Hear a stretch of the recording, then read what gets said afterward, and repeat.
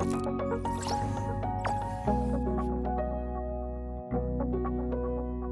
my name is Alex Gold. I'm the head of risk management and claims for Highview National Insurance Company in the state of New York. It's a workers' compensation carrier. I also run my own risk management consulting firm, Gold Standard Risk Management. I come from an insurance background, and my career really took off after my first National Alliance course, my first CRM course, when I learned about risk management and how to apply it to the insurance world. It's not a shameless plug for the National Alliance. It's just the truth and what happened. And it really helped me to move forward in my career. I was struggling at that time to differentiate myself among the thousands of other insurance professionals in the country. And once I became a CRM and started applying that knowledge, I went from an account manager and producer to a marketing manager, to loss control department head for a national broker, and ultimately a risk management consultant, and now with Highview National Insurance. So I really appreciate everything I've learned here from the instructors, and that's part of why I am doing this for the National Alliance now. I care about your success, and I want to pay that knowledge forward and help you move forward in your career. So I'd like to discuss some keys to success for the course here, and these really helped me as I was going through the material, and hopefully that's going to be helpful for you as well. So the first and most important thing is we're dealing with risk management, not risk elimination.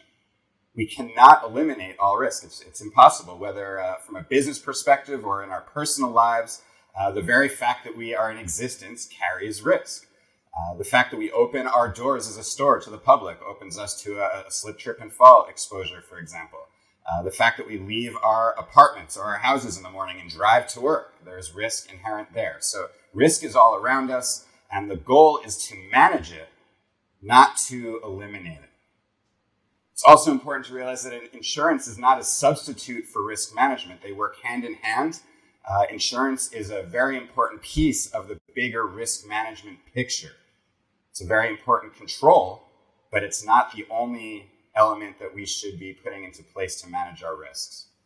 Risks must be controlled. We're trying to, of course, reduce the frequency and the severity of the risks, the number of claims, and the dollar value of those claims. We're trying to keep those to a minimum.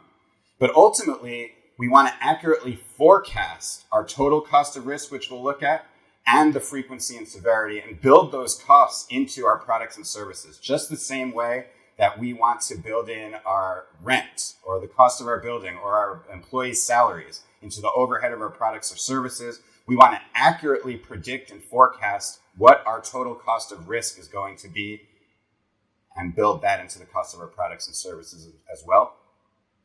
It's also really important to understand that risk is not necessarily a bad thing. It can actually be positive and it can be exploited. For example, let's take a baker. I have a sweet tooth. I always like to use the baker example. Flour and sugar, two critical elements to the baker's business. So the pricing of the products of the sugar and the flour are also going to be a major aspect into how successful that business is going to be.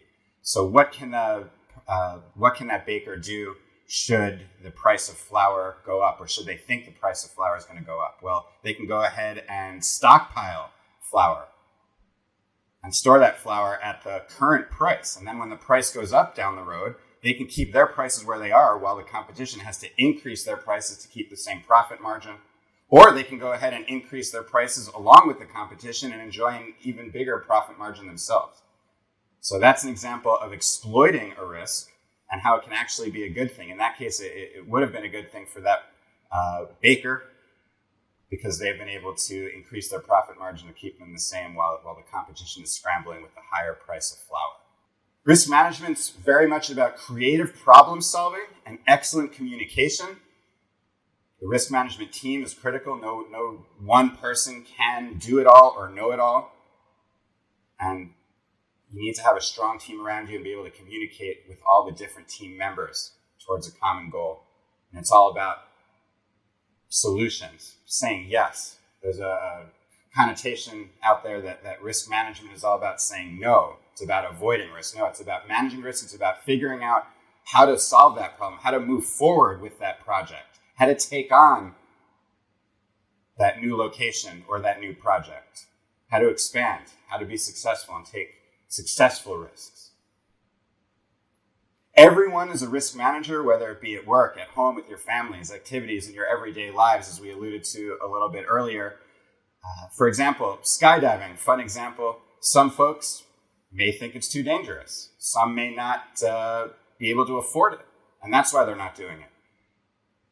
Some may think it's super fun, but now they have kids and they used to go skydiving, but now it's not worth that risk anymore because they've got people who are relying on them. These are all decisions, that we make with our everyday lives. COVID, a less fun, but perhaps more stark example over the last few years. Determining, are we going to work from home? Are we going to go into the office? Who's getting vaccinated? Are we sending our kids to school? Everyone's a risk manager. Again, at home, at work. Finally, and perhaps my favorite, and I think the most interesting thing about risk management is it's both an art and a science. As much quantifiable data as possible must be collected and analyzed in order to make the most informed decisions, of course. But any two people, two organizations, 10 organizations, each faced with exactly the same risk profile, are ultimately going to make different decisions as to how to navigate those risks. And those decisions are going to be heavily based on risk appetite and risk ability, our willingness to take on the risk, our financial ability, the capacity to do so. What has our experience been like in the past? What are management's expectations that we need to align with? So as we work through the material, try to use your own work or personal life examples to connect with it. Ask as many questions as you can for your professors, and for those test takers, focus on the learning objectives. Thank you very much and have a great day.